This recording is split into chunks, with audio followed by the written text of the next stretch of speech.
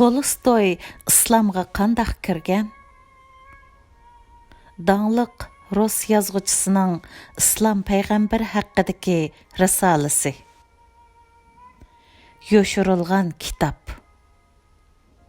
Enwer Qaraqurum tercümesi. Muhammed aleyhisselam Hristiyanlıqdan köp üstün maqamdadır. O, Tangrini insan dep qaramaydı.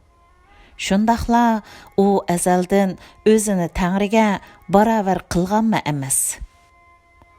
Müslümanlar Allah'tan başqa heç nərsəgə ibadet qılmaydı. Muhammed Allah'ның peyğəmbiridir. Buningda başqa heç qandaq sirliqlik və məxfiyyətlik yox. Lev Tolstoy. Dağlıq Rus yazğıcısı Lev Tolstoy Abdullah Suhraverdining 1908-yili Hindistonda nashr qilingan Payg'ambar Muhammad alayhissalomning so'zlari degan asrni o'qigan. Andın o o'qiganlari orasidan tanlab bir parcha risola tuzib, uni Rossiyadagi Posrednik basmaxonasida nashr qildirgan. Rus xalqi bo'libmi Rus ziyolilari Tolstoyni favqulodda ustun maqomdagi sirliq shaxs sifatida hurmatlaydigan bo'lg'achqa, uning islom diniga kirganligi haqidagi xabar Rossiya jamiyatida kuchlik islomga kirish to'lqini qo'zg'aydi. Shu vajidan KGB'ga o'xshash Rossiya axborot organlari mazkur risolani yoshirishga, buni kishilarga unutildirishga uringan va mazkur risolaning nashr qilinishi, ya'ni tarqatilishiga to'sqinlik qilgan. Tolstoy islomning adolat va barobarlikning haqiqiy qarindoshlik va beg'ishlashning timsoli bo'lgan birdan-bir haq din ekanligini ta'kidlagan. Nashirga tayyorlig'uchidan ilova. Insoniyat cho'qim bilishi kerak bo'lgan ishlar. Tolstoyning islom payg'ambari Muhammad alayhissalom haqidagi risolasi uzun yillardan beri nashriyatchilarga tanishliq bo'lsa-mu, lekin o'qirmanlardan yoshirib kelingan edi. Chunki dunyoga mashhur bu yozuvchining payg'ambar Muhammad alayhissalomning hadislariga va bu hadislarni to'plab Rus xalqiga yetkazishga bo'lgan qiziqishi dunyoning aqida va kultur sohasi uchun intayin muhim ish edi.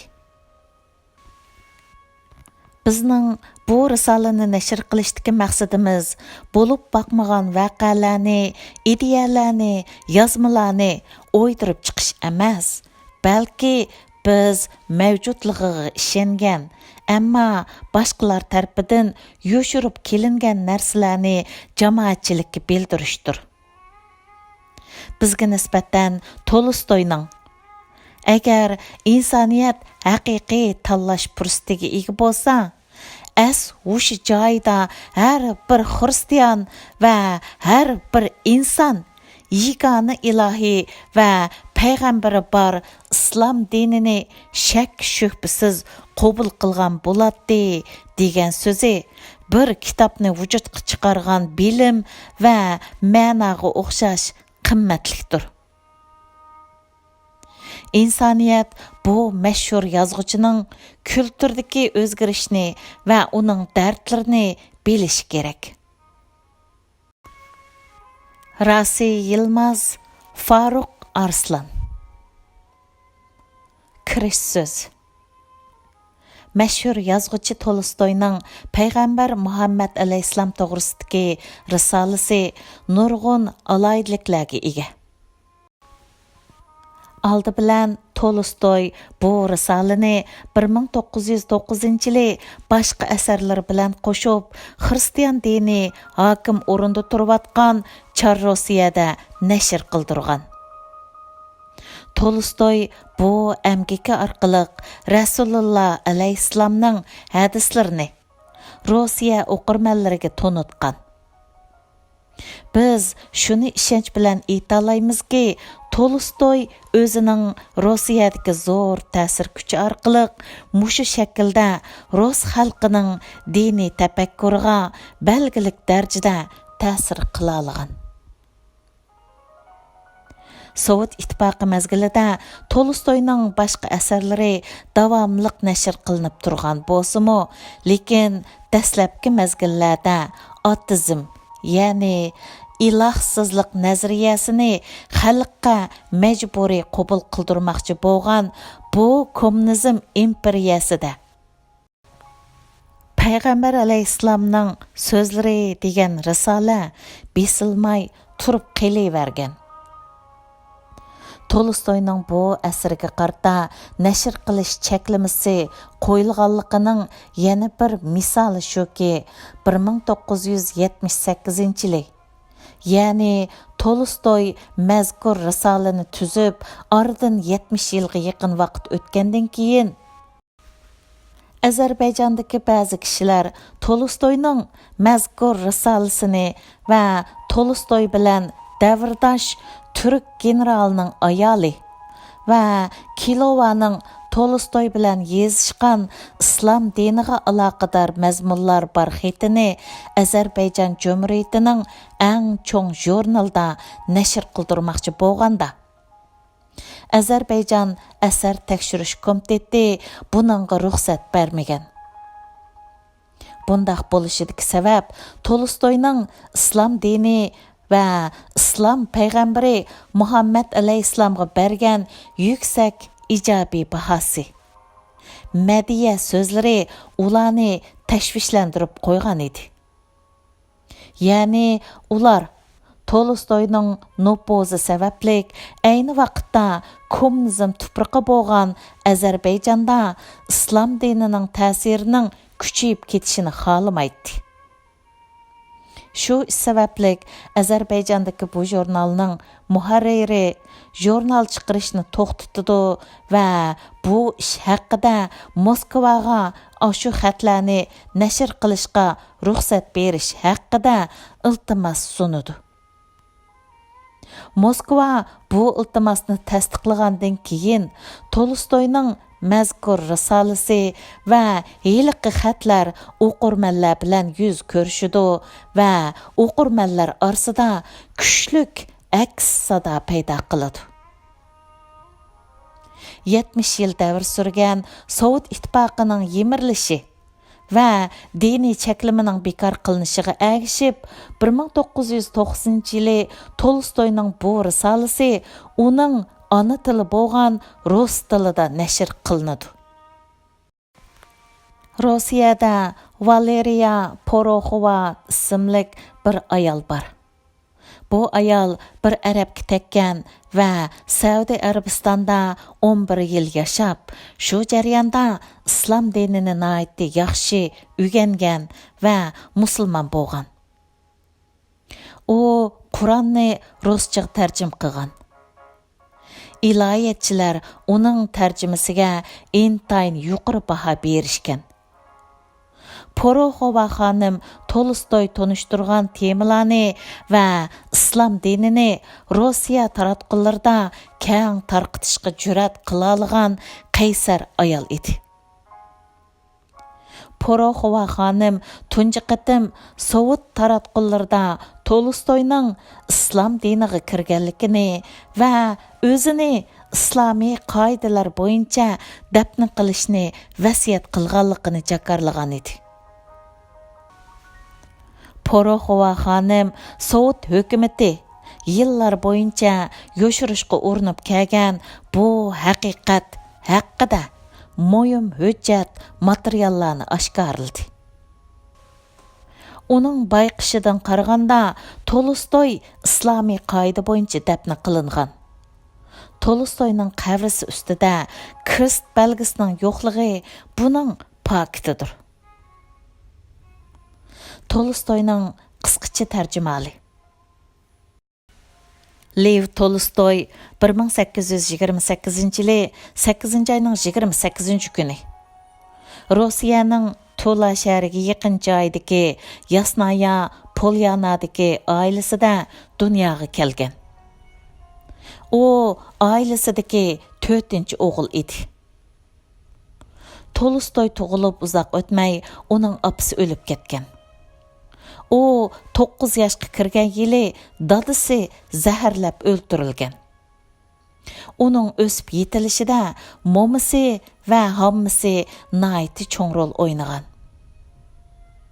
O balalik mezgilda fransuz va german tillarini o'rgangan. 1844-yili Qozon universitetida sharq tillarini o'rganishga boshlagan. Ammo haroq, qimor va hokazo sababli o'qishdan to'xtagan. 1845-yili o qonun o'rganishga boshlagan bo'lsa-mu, yana o'qishni tamomlay olmay 2 yildan keyin maktabdan haydalgan. O 19 yoshga kirganda jamoatining mol bisotiga varislik qilib, intayin boy mirosxo'rga aylangan. O 1851-yili Kavkazga borgan. Bu safar uningga nihoyat cho'nqur ta'sir qoldirgan. 1853-yili o 23 yoshida o'zining tunji romani Balalikni yozgan. O 1857-yili Germaniya, Angliya, Belgiya va Shvetsariyalarga sayohat qilib, bu davlatlardagi mashhur ziyolilar bilan tanishgan. 1861-yili Rossiyaga qaytib kelib, Moskvadagi tonilgan doktorlardan bo'lgan Berisning 18 yoshli kichik qizi Sofiya Berisga uylangan. Andın Moskvadan ayrılıb, özünün kichik bozorda muntizim adabiyot tadqiqoti bilan shug'ullanishga boshlagan. 1863-yili o cho'ng hajmlik asri urush va tinchlikni yozishga boshlab, bu asarni 1869-yili tamomlagan. O 1873-yili o'zining ikkinchi cho'ng hajmlik asri Anna Karenini yozishga boshlab, 3 yilda bu asarni tamomlagan. Bu 3 yil jarayonida uning 3 farzandi va hammasi o'lib ketgan. 1876-yili o'zining urush va tinchlik Anna Kareninadan keyingi 3-chi cho'ng romani Tirilishni yozishga boshlagan. Bu jarayonda uning dunyo qarshi kuchlik silkinishlarga uchrab, buning ta'sirida asarlarda iloh, insoniyat, hayot va o'lim haqida turli savollarni qo'ygan. Uning din degan nima? Ivan Ilishning o'limi va o'lim namoyishi degan asarlarda bu xil temalar ko'p uchraydi. 1910-yili 11-ayning 9-kuni to'y qilgandan tortibla boshlangan oila majrosiga faqat chidg'uchilikka qanmagan Tolstoy ayoliga oxirgi bir parcha xatni yozgandan keyin uydan chiqib ketadi. Oxirgi tiniqigacha o'zlikning, hayotning ma'nisi va Tangri to'g'risida izlanish bilan o'tgan Tolstoy 1910-yili 11-ayning 20-kuni chat bir yerdagi poyezd bekitida o'pka yollig'i sababli jon uzdi. O o'zining vasiyatiga binoan Yasnaya Polyanadagi xilvat bir yerga dafn qilindi. Payg'ambar Muhammad alayhissalomning so'zlarining rasmiy teksti. İnsaniyetga o'rtaq taklif. Oldidagi mazmunlarda biz Tolstoyning islomning buyuk payg'ambari Muhammad alayhissalomga bo'lgan qoyilligini bayon qilgan edik. Bu xil qoyillikning shakllanishiga Tolstoyning Rasululloh alayhissalomning hadislarini o'qiganligi va Hindistondagi Suhravardi degan kishi tuzgan kitobni nihoyatda cho'nqur tushunganlikka sabab bo'lgan. Tolstoy payg'ambar Muhammad alayhissalomni va o'zining uningga bo'lgan muhabbatini bu ulug' payg'ambarni tonish fursatidan mahrum qolgan Rus xalqiga va o'zining Rus ziyolilar orasidagi do'stlarga tonishtirishga to'limi yersman bo'lgan va shu vajidan insoniyatga o'rtaq taklif va ogohlantirishlar bilan to'lgan bu risolani tuzib chiqqan. Tolstoyning aytganidek, payg'ambar Muhammad alayhissalomning so'z harakati, keng qo'rsoqligi, fazilati, adolati, samimiyati va boshqa jimmi insoniyat tarafidan hurmatlanadigan sanoqsiz fazilatlari as o'sha joyda insonlarni o'ziga jalb qilmasligi mumkin emas. Tolstoy dunyodagi eng samimiy kishilarga o'xshash payg'ambar Muhammad alayhissalomdagi bu xil fazilatlarni bayqagan va bu bayqishini jakarlab o'z hissiyotini boshqalar bilan o'rtoqlashishni istagan. Tolstoy tanlagan tövəndəki hadislardan uning bu istikini aniq ko'rib olish mumkin. Ey Allah! Gunohlarimni mag'firat qilgin. Manga rahmatingning eshiklarini ochqin. Rasululloh alayhissalom bir daraxt ostiga soydash uchun tushib, qilichini daraxtga esib qo'ydi. Tuyuqsiz bir kafir qo'lida yalang'och qilich tutqanicha payg'ambar alayhissalomdan "Seni mendan kim qutqiza oladi?" deb so'raydi. Payg'ambar alayhissalom "Alloh" deydi. Tuyuqsiz bir silkinish bilan kofirning qo'lidagi qilich yerga tushib ketadi. Payg'ambar alayhissalom u qilichni elib, "Endi seni mendan kim qutqizadi?" deydi. Kofir "Hech kim" deydi. Payg'ambar alayhissalom uni qo'yib o'tadi va o'rningdan tur, qaytib ket deydi. Heyliq kofir o'rnidan turadi va "Sen mendan yaxshikansan" deydi. Payg'ambar alayhissalom "Men shundoq bo'lishqa haqliroq" deydi. Heyliq kofir "La ilaha illalloh Muhammadun Rasululloh" deb shahodat aytib musulmon bo'ladi. İmam Buxoriy va İmam Muslim rivoyat qilgan. Payg'ambar alayhissalom shundoq degan: "Ey Rabbim, menga o'zlarining muhabbatini ato qilsizlar.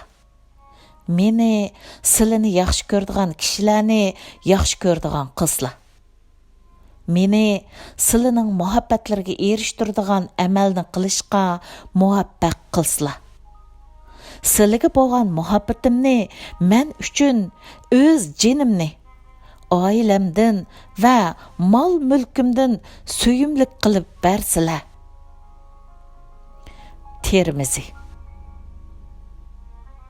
Payg'ambar alayhissalom shundoq degan: "Haqiqat ochiq va kishilarni xafa qiladigan bo'lsa-mu, uni so'zligin." Termizi.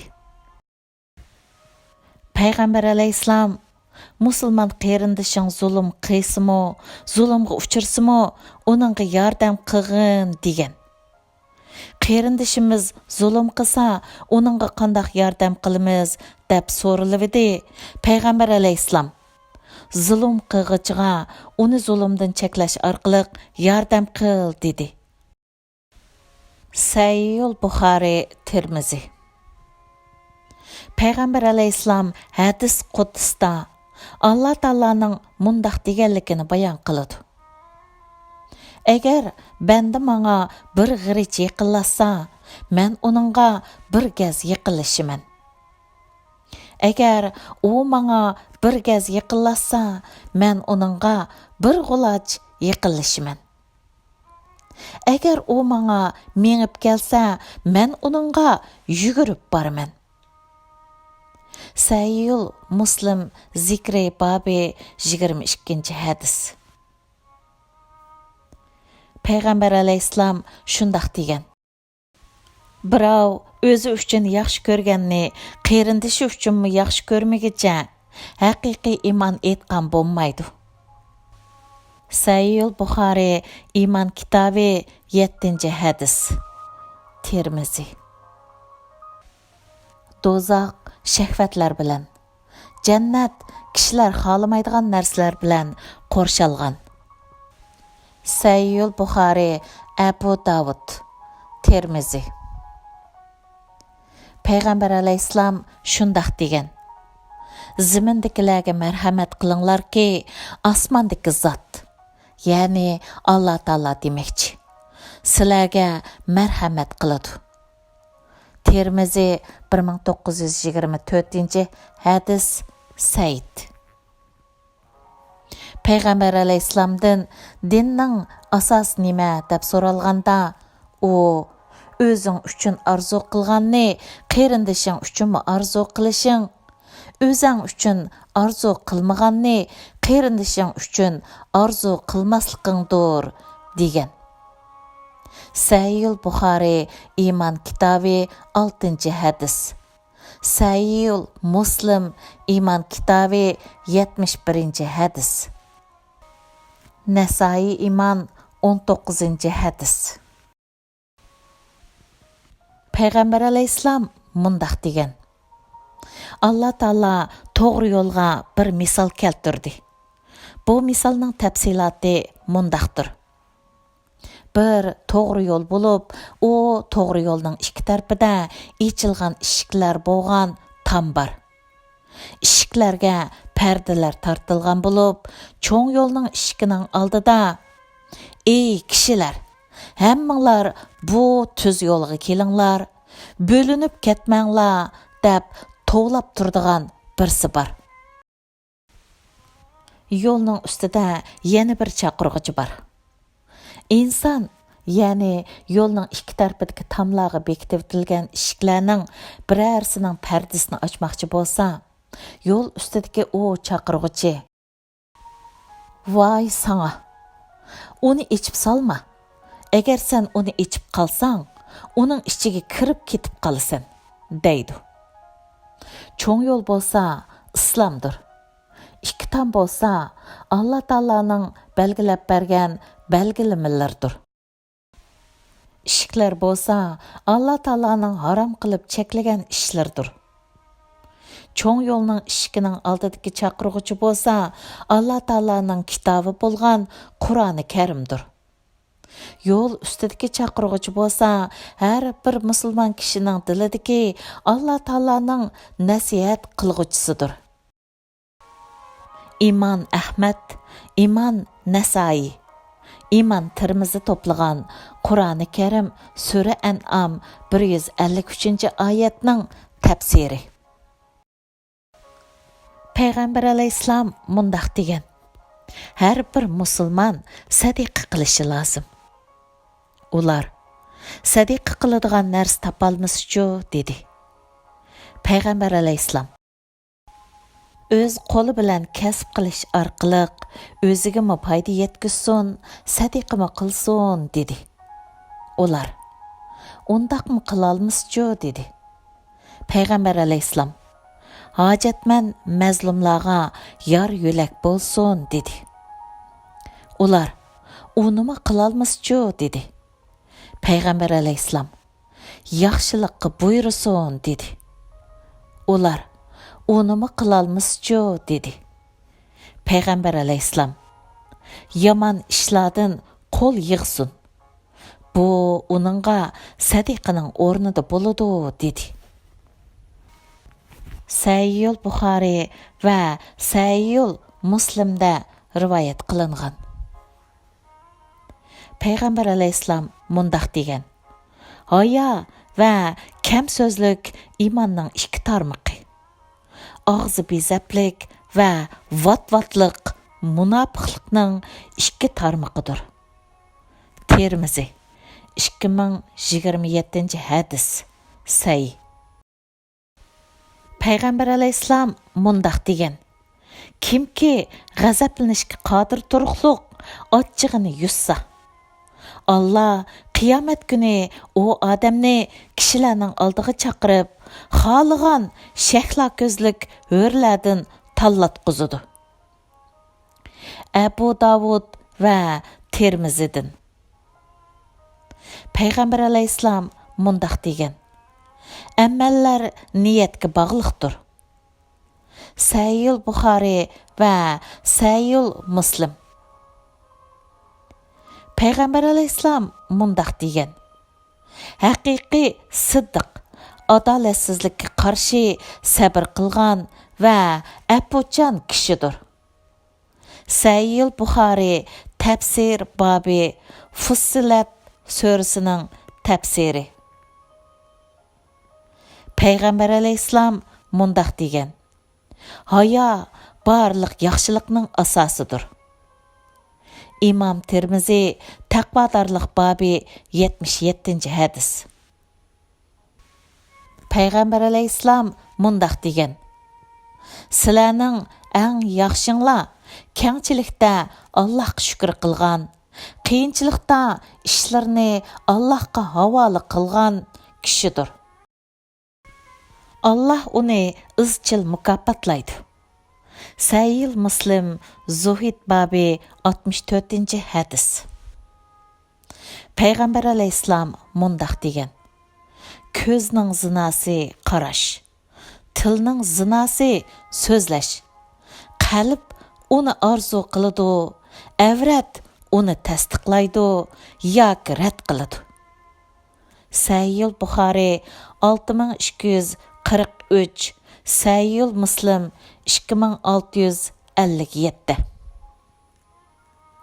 Payg'ambar alayhissalom mundaq degan: ilmning opti unutulish, ilmning zoya bo'lishi uni naloyiq kishilarga so'zlab berishdir.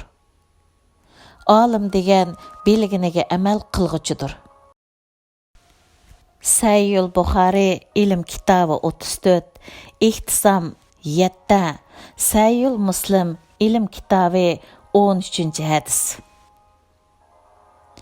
Payg'ambar alayhissalom mundaq degan: Allah Taala ilmni bandalardan biroqli tortib ilvatmaydi. Lekin ilmni haqiqiy olimlarni vafot qildirish orqali oladi. Haqiqiy olim qolmaganda kishilar nodon kishilarni o'zlariga boshliq va yo'l boshchi qilib oladi. Ular bilmay turib qalaymaqon fatvo berib, o'zimi ozidu va boshqalarni ozdirdi. Sahih Buxoriy, Sahih Muslim. Payg'ambar alayhissalom mundaq degan: tugangni bog'la. Ya'ni avval zarur sabablarni qil, ondan Allohga tavakkul qil. İmam Termizi rivoyat qilgan. Payg'ambar alayhissalom mundaq degan: dunyo foydalanadigan joydir. Dunyodagi foydalanadigan narsalarning eng yaxshisi soliha ayoldir. Sahih Muslim 3465 hadis. Payg'ambar alayhissalom mundaq degan: haqiqiy musulmon degan musulmonlar uning tilidan va qo'lidan salomat qolgan kishidir. Sahih Buxoriy va Sahih Muslim. Payg'ambar alayhissalom mundaq degan: haqiqatan Allah muloyimdir. Ya'ni muloyimlik Allah Taolaning sifatlaridandir. Allah muloyimlikni yaxshi ko'rdi. U qo'pol odamga bermaganni muloyim kishiga berdi. Sahih Muslim 634 hadis. Payg'ambar alayhissalom mundaq degan: boyliq molning ko'p bo'lishi emas, balki haqiqiy boyliq ko'ngil boyliqidir. Sahih Buxoriy va Sahih Muslim. Abdullah ibn Mas'ud raziyallohu anhu mundaq deydi. Rasululloh alayhissalom bo'ri ustida uxlagan edi. Qopqinida muborak beqiniga bo'rining izi chiqib ketibdi. U zotqa: "Ey Allohning rasuli, sizga karvat yasab bersak bo'ptikan" deyildi. Payg'ambar alayhissalom javoban mundaq dedi: "Mening dunyo bilan nima ishim? Men dunyoga nisbatan bir daraxtning ostida soydigan, ondan uni tashlab ketgan yo'lovchiga o'xshayman." İman Termizi 2377 hadis. Payg'ambar alayhissalom mundaq degan: "Turmush saviyasi jihatda sizlardan tövandikilarga qaranglar. Shundaq qilsanglar, Alloh sizlarga bergan ne'matlarni xor ko'rmaysizlar." Sahih Muslim. Rasululloh alayhissalom Alloh taoloning mundaq deganligini bayon qilgan. Ulug' Alloh taolo shundaq degan: "Kimiki mening do'stimga dushmanlik qiladi ekan, men uningga jang e'lon qilaman. Bandamning menga men farz qilgan amal orqali yaqinlik izdigini men uchun boshqa har qanday amallar orqali yaqinlik izdigindimmi so'yimlikdir. Bandam buyurilgan farz amallardan sirt menga qo'shimcha nafl amallar bilan yaqinlashadi. Hattoki men uni yaxshi ko'raman. Qachonki men uni yaxshi ko'rsam, uning anglaydigan quliqi, ko'radigan ko'zi, tutadigan qo'li, mangadigan puti bo'lib beraman. Ya'ni har bir a'zosini yaxshi ishlarni qilishga muyassar qilib beraman. Mendan nimani so'rasa, shuni beraman. Agar mendan panohlik so'rasa, panoyimga olaman.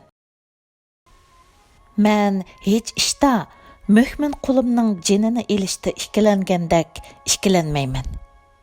Chunki u, ya'ni mening mo'min bandam o'limni yoqtirmaydi va men uni bearam qilishni yoqtirmayman. Sahih Buxoriy 6137 hadis. Tolstoyning e'tiqodi uning boshqalarga yozgan xatida ifodalanib qolmasdan, yaqin do'stlarimo uning islom diniga va islom payg'ambari Muhammad alayhissalomga bo'lgan kuchlik muhabbati haqida to'xtalgan. Sloveniyalik Makovitski Tolstoyning xususiy doktori bo'lib, u Tolstoyning do'stlari bilan qilgan suhbat paranglarini Tolstoy bilan birga 1904-1910 degan mavzuda ratlab chiqqan. Mazkur kitob tunji qitim 1979-yili Yasnaya Polnaya degan nomda 4 jildlik kitob holatida Moskvada nashirdan chiqqan. Bu kitobning tövəndə 3-cü jild 356 betidagi naql qilingan bayonlardan o'qirmanlar bilan yana bir qatim Tolstoyning islom diniga bo'lgan muhabbatini his qila oladi. Tolstoyning doktori Dushan Petrovich Makovitski ayni chog'dagi ahvolni shundoq tasvirlaydi. 1909-yili 3-oyning 13-kuni Tolstoy parang davomida men bir onaning xatini topshirib oldim. Xat deyilishicha uning eri musulmon, o'zi xristian ekan. Uning 2 o'g'li bo'lib, biri o'quvchi, yana biri harbiy ekan. Bu 2 o'g'ilning islom diniga kirgisi bor ekan, dedi. Bu so'zlarga qarta Tolstoyning do'sti Sofiya Andreyevna balkim uning o'g'illari ko'p xotinlik bo'lish uchun islomga kirmoqchidir, dedi. Tolstoy buningga javoban: "Shundoq bo'lsa nima bo'pti? Aramızda İslamga kirmey turupmu, köp xotunluq boğanlar azmı? Bu xat toğrısıda oylanish jarayonida shu narsani aniq his qildimki, Muhammad alayhissalom xristianlikdan ko'p ustun maqomdadir. U Tangrini inson deb qaramaydi. Shundaqla u azaldan o'zini Tangriga barobar qilganmi emas. Musulmonlar Allohdan boshqa hech narsaga ibodat qilmaydi. Muhammad Allah'ның payg'ambaridir. Buningda hech qanday sirliqlik va maxfiyatlik yo'q, dedi. Sofiya Andreyevna yondashlab so'radi. Undaqda bularning qaysisi yaxshi? Xristian dinimi yoki islommi? Manga nisbatan islomning texmi yaxshi va üstün ekanligi nihoyatda ro'shan, dedi Tolstoy. Aradagi bir pas sukutdan keyin Tolstoy so'zini takrorladi. Agar biz islom bilan xristian dinini selishtiradigan bo'lsak, islom ustun o'rinda turdi. Islom dini menga ko'p ilhom ato qildi. İngilisçidən Enwer Qaraqurum Terjiman qilgan. Əsərinin mənbəsi Uyğurlar tor ژورنىلىنىڭ 2 sanidən ئېلىندى.